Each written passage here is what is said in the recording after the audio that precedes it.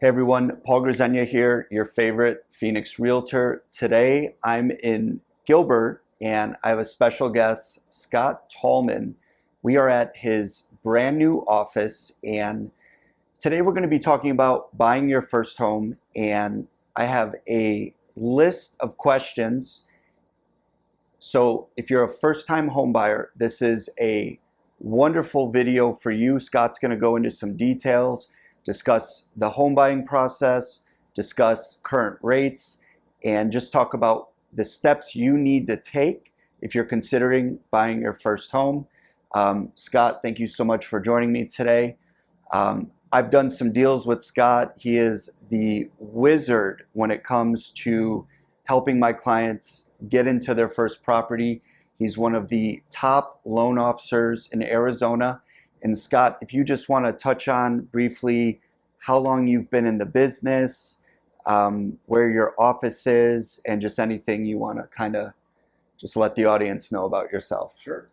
Thanks, Paul. Yeah. Well, sure. I've been in the business for over 3 decades. It's been a lot of fun, and I found that it's all about helping people and creating structure and really helping people understand what they're doing and help them plan for their future. I've got clients over the last 30 years that have bought multiple properties, have rentals, and it all starts right here.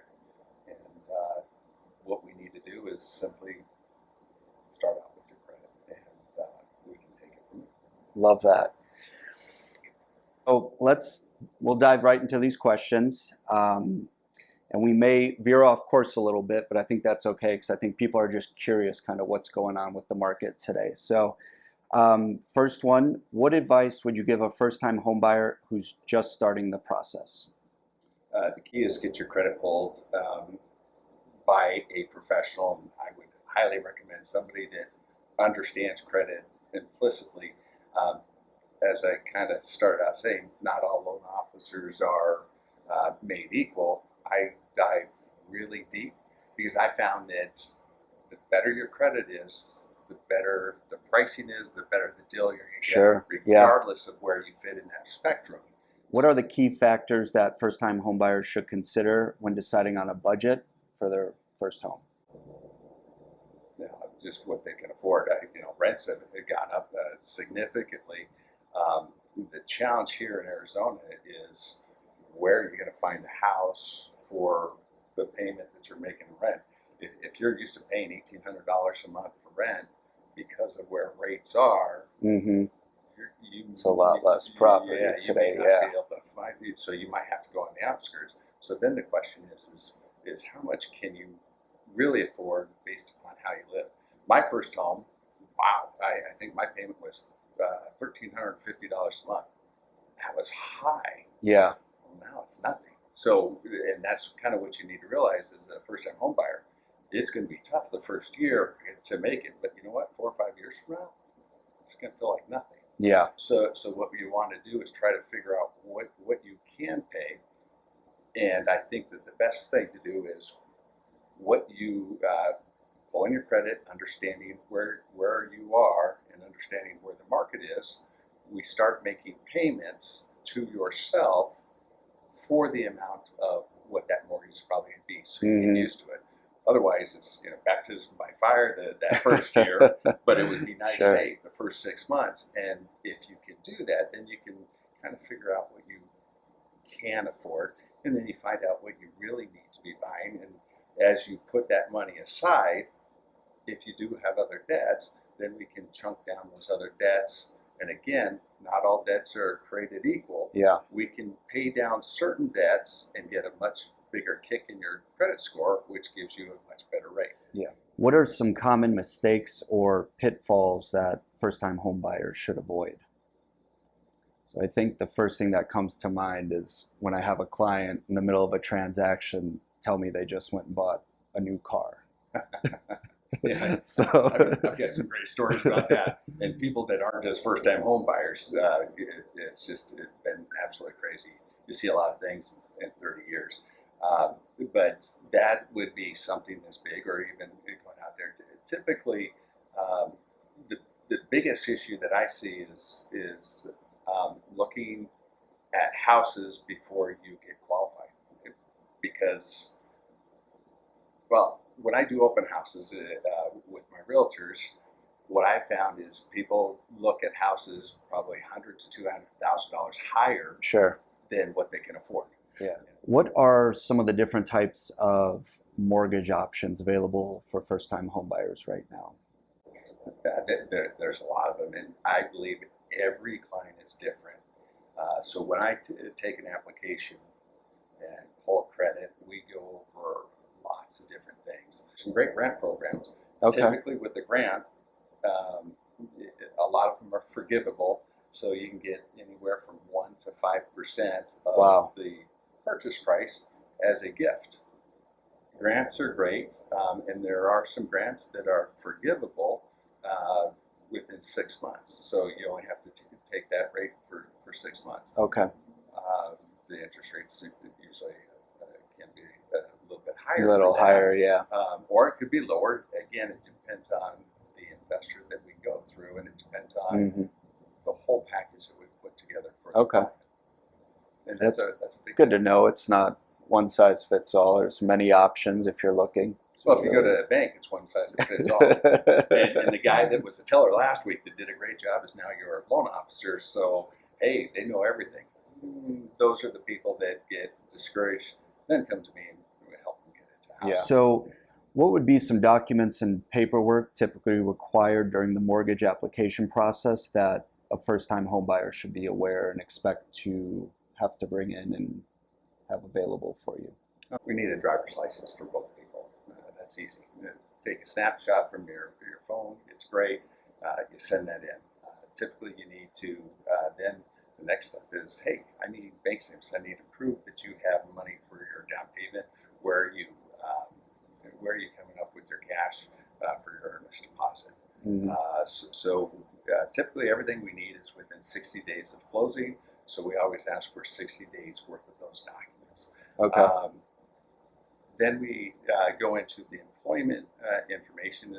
I need 30 days worth of pay stubs. If you get paid once a month, I need one. If you get paid every week, I need 4. And if you're going and looking for them, you might as well get 5 of them. So basically, the most recent 30 days of pay stubs. Then the next step is, okay, a little bit deeper. We need taxes. Okay. With FHA, VA, you do have to have 2 years worth of taxes. So right now, we're in 23. We need 21 and 22 taxes, just the federal taxes. We don't need the state. And then we'll also request your W-2s or 1099s. Now, if you have investment properties or you're self-employed, there's some more things that we need. If you own your own business, then we need your business tax returns. That's for the FHA piece. And these are kind of the standard out there. Okay. The guys that, if we are transitioning to conventional and you have really good scores, we may not need any of those documents. So again, it just depends on your package. I have them ready so that you kind of know what's going on, so that we can understand your income, understand what you're doing.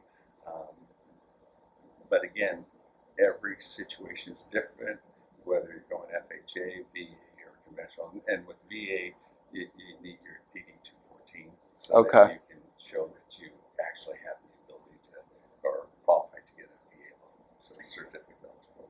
And I will say, talk with your lender prior to buying so you know what to expect he's going to ask for, because it definitely helps the transaction move a lot smoother, faster, if you have all the documents you need and we're not chasing everyone down for things. Yeah, if you want a smooth closing, you want to have it before all those documents, before you actually put your offer in, so that they really know what's going on.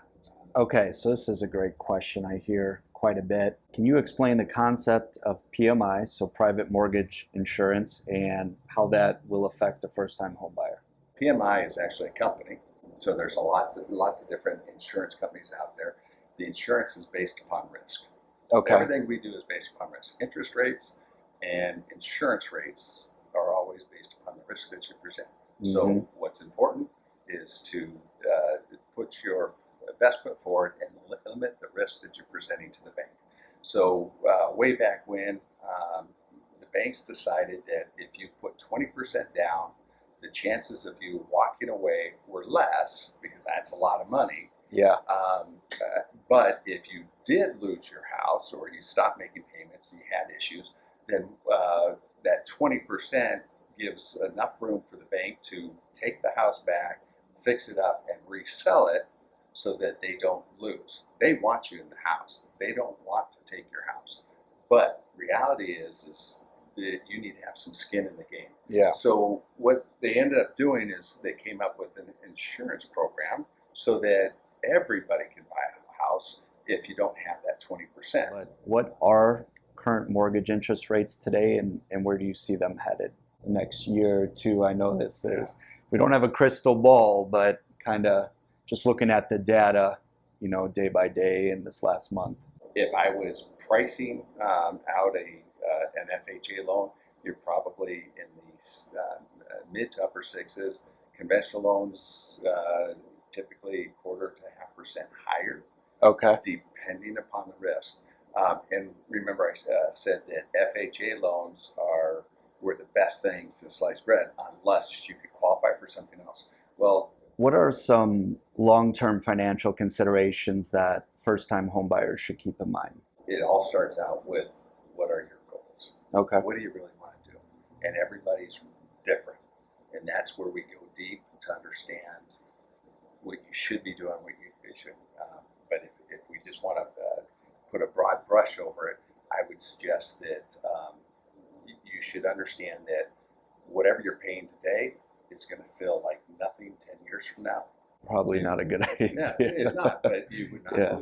So definitely want to focus on current goals, future goals, and just kind of look at long-term, short-term, because obviously that can change, you know, absolutely. over time. Yeah.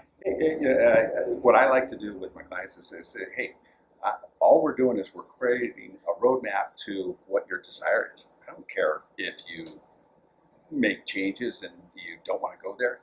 You've got a plan. Yeah. You're doing something, and 9 chances out of 10 it's going to change. But guess what? That buyer's remorse thing, that goes away because it's following the plan. The plan's going to change. That's okay. Life happens. And then you get back in touch with the people that helped you plan, and then you make other plans, and then you can continue on. That is, I think, the strongest thing that somebody can say to a client is to really help them with planning, not just purchasing, because we already know you're going to buy. Yeah. What are you going to do with it afterwards, and why? Yeah. And if you can start answering those questions, this is going to be a phenomenal transaction for you. If you can't answer them, then you need to do more soul searching, because that night after getting your offer accepted, you're going to have a tough time, and maybe you shouldn't be doing it. Yeah. So a little bit of deep diving. Love that. Hey everyone, I hope you found this video helpful. If you're considering buying your first home, or you're just curious about the process, Scott, thank you so much for joining me today. And if anyone is in the market and they want to get in touch with you, what's the best phone number, email, and then where's your office located? Yeah, best phone number is my cell phone, 602-717-7268. That's 602-717-7268. And my office is downtown Gilbert, right across from Liberty Market or Joe's Barbecue. Been around for years, and it's just been amazing. I've had so much fun down here. Wonderful. So if you're in downtown Gilbert, go have a drink and then come over and chat with Scott. He'll get you set up for a mortgage. or chat with me, then have a drink. Or opposite way. All right. Thanks again.